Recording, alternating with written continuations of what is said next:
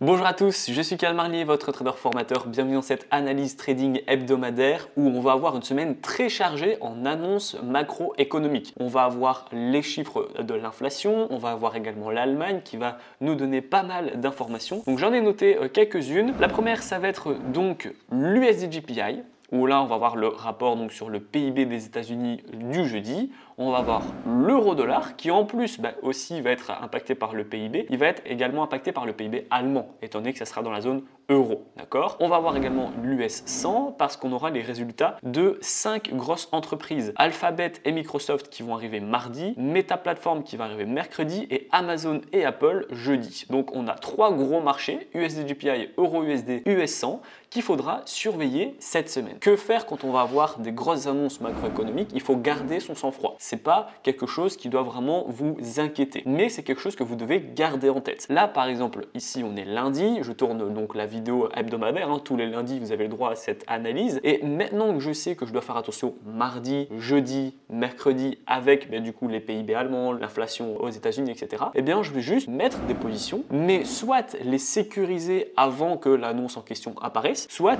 couper carrément la position avant que l'annonce apparaisse. Donc, on va aller voir le calendrier économique. On clique sur cette semaine et donc on va avoir, comme je vous ai dit, plusieurs annonces qui seront importantes. On a la première annonce importante, donc les commandes de biens durables aux États-Unis. Donc là, avec les ventes de logements et l'indice de confiance des consommateurs, je sais que mardi, du coup, c'est une grosse journée. Eh bien, soit j'évite d'avoir des positions entre 16h30 et 18h, soit je sécurise ma position. Comme ça, peu importe ce qui arrive, je ne serai pas impacté. On va également avoir ici, juste là, les demandes hebdomadaires au chômage toutes les semaines, mais on a également le PIB qui lui est très important également, le PIB des États-Unis qui sort très exactement donc jeudi. Donc jeudi, on sait que à 16h30, donc 14h30 heure Europe, eh bien ce serait bien d'avoir coupé sa position si on a une position qui a USD dans la paire, notamment sur le Forex ou sur le Nasdaq, etc. parce que ça va être forcément, ça va impacter quoi. Et ensuite, on va voir ici le PIB de l'Allemagne vendredi à 10h, donc 8h au matin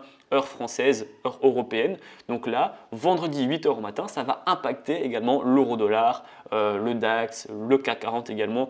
Donc il faudra faire attention. Vous savez, grosse journée ici vendredi avec le PIB de l'Europe et beaucoup de pays européens. Donc voilà, ces choses-là nous font dire qu'il faudra faire attention cette semaine à soit trader les annonces, vous pouvez très bien faire ça, vous regardez le résultat publié, plus il est éloigné des prévisions, plus ça va bouger. Et si c'est une bonne nouvelle, vous pouvez acheter. Si c'est une mauvaise nouvelle, vous vendez tout simplement. D'accord? Par exemple, le PIB des États-Unis, le PIB d'Allemagne, ce sont des annonces économiques qui sont faciles à trader. Si le PIB est beaucoup plus élevé que ce qu'on pensait, d'office, il faudrait acheter. S'il est beaucoup moins élevé, d'office, il faudrait vendre. Voilà, par exemple. Donc, sur l'AUD-USD, on va commencer cette semaine où là, je suis très pessimiste. On voit clairement qu'on a une cassure par le bas du canal haussier. Donc, depuis qu'on a fait ça, on a une accélération baissière. Les acheteurs, ils touchent leur stop loss. Donc, il y a moins d'acheteurs que de vendeurs en termes de volume. Et donc, les vendeurs, accélération baissière. Et voilà. Et donc là, c'est l'objectif un peu de la semaine, les 69 941. Pour les vendeurs, ça sera le take profit. Ensuite, GBP-USD a déjà touché le take profit que je pensais qu'on allait toucher, donc à savoir les 1,27 594. Accélération baissière, on a cassé la dernière vague de force, la vague de force E.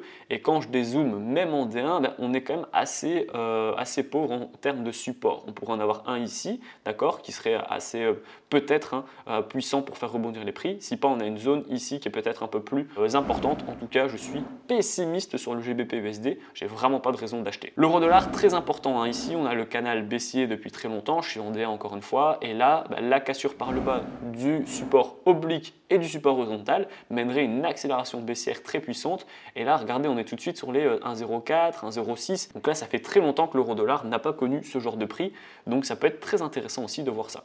USD-JPY à l'inverse. Donc là, ça peut être intéressant d'avoir une petite position, soit à l'achat pour travailler le rebond technique avec un take profit ici, un stop loss là, ou alors à l'inverse, un take profit ici, un point d'entrée là et un stop loss juste ici pour travailler du coup la percée par le bas. Mais donc on aurait un point d'entrée plus ou moins ici, étant donné qu'il faudra attendre que les prix cassent et clôturent par le bas le support oblique. Donc voilà, ça dépend. Maintenant, je suis normalement avec la corrélation plutôt positif que pessimiste sur l'USD-JPY. Le gold, très important, on voit qu'on a touché un gros support, hein. Les 1914 c'est un prix important et donc là il y a moyen aussi d'avoir un petit achat, un petit rebond technique pour aller chercher ce niveau de prix là, où on voit que ça fait office de résistance avec un stop loss juste en dessous du support pour avoir un petit peu plus d'espace. Il y a cette grosse zone de résistance qu'il faudra casser, mais si on la casse, à mon avis, on pourrait aller chercher assez rapidement ce niveau de prix. USD-CAD, très important aussi, on est toujours en D1 parce que ça se passe en D1 hein, la plupart du temps. Là pour le moment, les opportunités, on a un rebond sur la zone de support, on a cassé par le haut très fortement la zone de résistance intermédiaire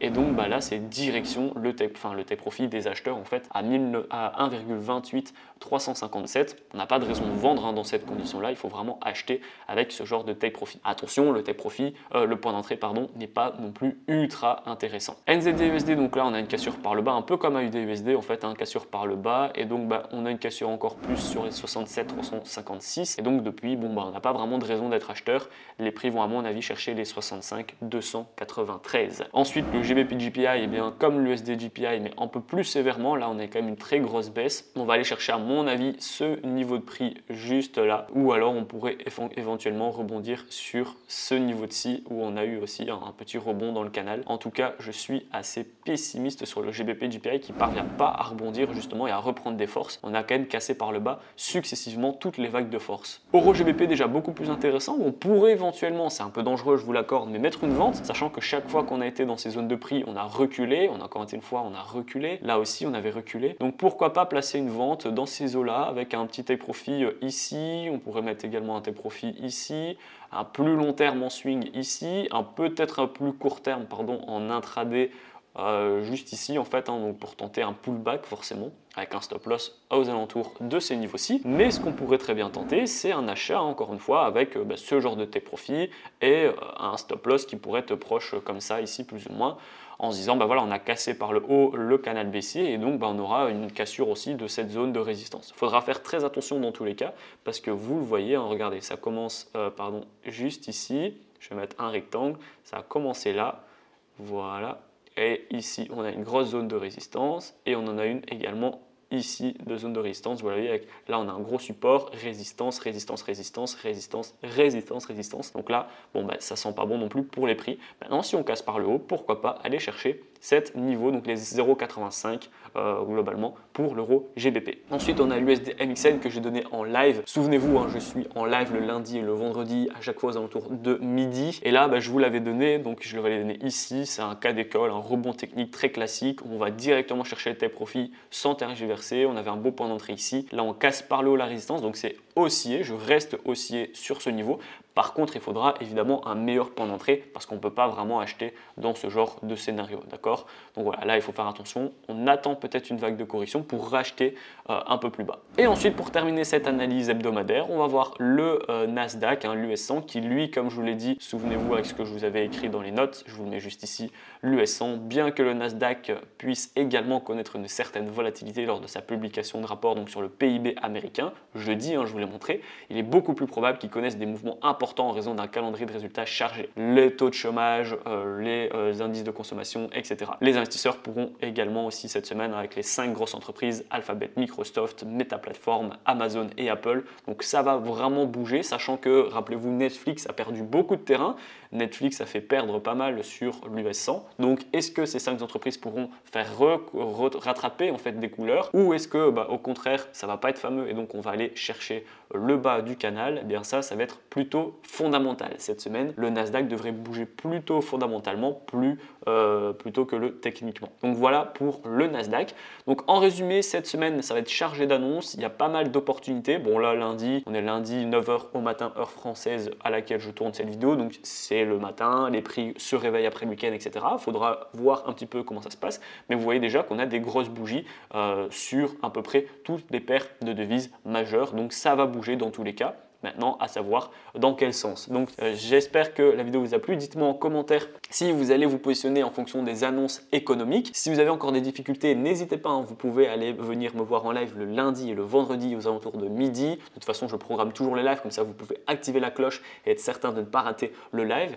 Et dans ce live, bien, je mettrai des positions, je répondrai à vos questions, j'analyserai les graphiques, etc. Et bien, pour le coup, ce sera en live, donc dès que vous avez une question, je vous répondrai dans la seconde. Donc voilà, la vidéo est terminée, j'espère que vous a plu. Si c'est le cas, n'hésitez pas, hein, à la liker, à la partager, abonnez-vous aussi, c'est super important. Et moi, je vous dis à très bientôt pour les prochaines vidéos. Ciao, ciao.